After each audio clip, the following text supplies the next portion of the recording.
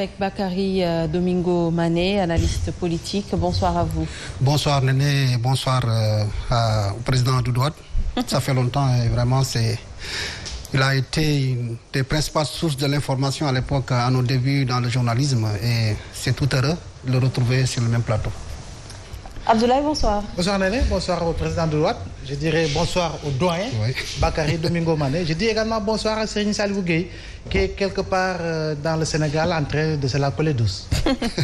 C'est toi qui dis ça, Abdoulaye? En tout cas, alors ce soir, je l'ai dit tout à l'heure, nous sommes vendredi, c'est un round-up de l'actualité.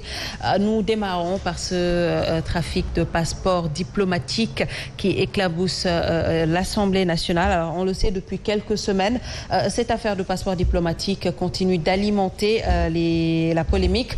Au Sénégal, on y cite déjà à l'Assemblée 2 députés de la majorité. Alors, Président, comment est-ce que vous analysez par rapport à cette affaire la posture de l'Assemblée nationale? Écoutez, bonjour à tout le monde encore. Mais je pense qu'encore vous êtes dans la réduction. Comment il s'appelle, Néné? C'est pas 2 députés. C'est 2 députés et un ancien député. Il ne faut pas que on banalise l'information que cette affaire de l'enceinte de l'Assemblée nationale au niveau de la 13e et au niveau de la 12e.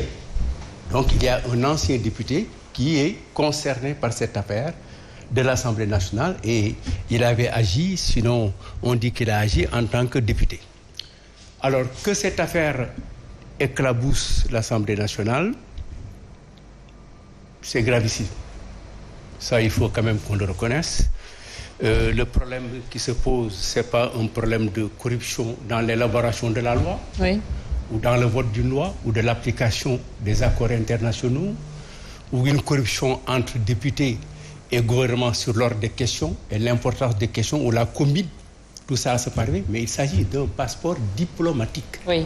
Ce n'est pas un passeport parlementaire.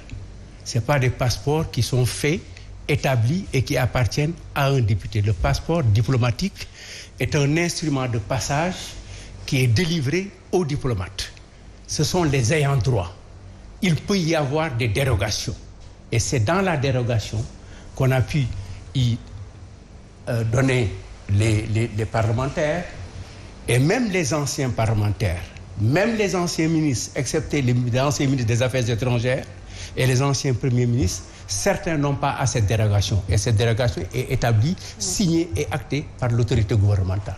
Cela veut dire que c'est une chose extrêmement grave qui se passe à l'Assemblée nationale, qui devient maintenant aujourd'hui, qu'on le veuille ou non, un creuset, comme on le dit, et c'est malheureux de le dire comme ça, un creuset de malfaiteurs. Alors justement, c'est la grande question que l'on se pose. Pourquoi autant de légèreté par rapport à ces passeports diplomatiques jusqu'à ce qu'aujourd'hui qu'on parle de trafic? La légèreté, elle est d'abord du fait de l'État, de celui qui les établit, qui les signe et qui les contrôle.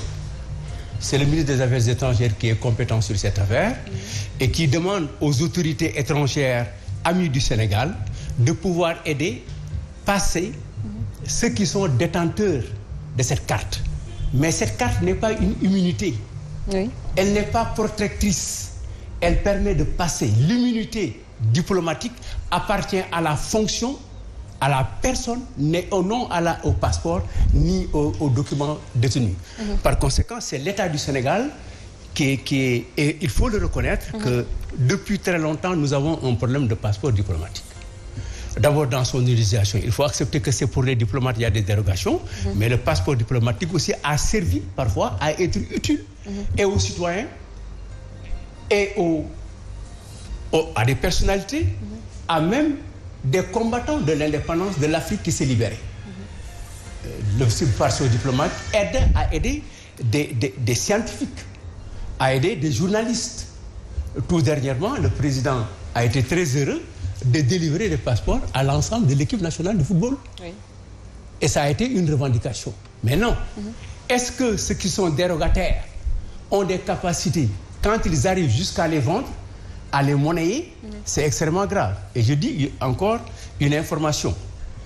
Un agent de l'État qui devait de l'argent à quelqu'un dans les relations commerciales, il n'a pas pu payer, il a dit au gars, si tu veux, je te paye par un passeport diplomatique. Cela veut dire quoi? C'est devenu une monnaie en carton. Voilà. Alors, justement, c'est déjà grave. Est-ce qu'on mesure l'ampleur, justement, des dégâts? Parce que de là à citer des membres de l'Assemblée nationale, c'est extrêmement grave. Vous savez, quand dans un pays, on est coutumier ou bien on est habitué, disons, à des scandales, finalement, il y a des scandales qui passent comme ça sans qu'on y prête vraiment beaucoup d'attention. C'est le cas, n'est-ce pas, de ces passeports diplomatiques, mais bien avant cela, il y avait d'autres, n'est-ce pas, disons, scandales. Mais quand même, pour ce qui est vraiment des passeports diplomatiques, moi, je questionne d'abord, quand j'entends les gens dire, c'est des faux passeports diplomatiques. C'est quoi le faux? Le faux, est-ce que ce sont des faussaires, disons, qui ont imité la signature, n'est-ce pas, du ministre des Affaires étrangères? Voilà, donc moi je questionne d'abord le faux. Quand j'entends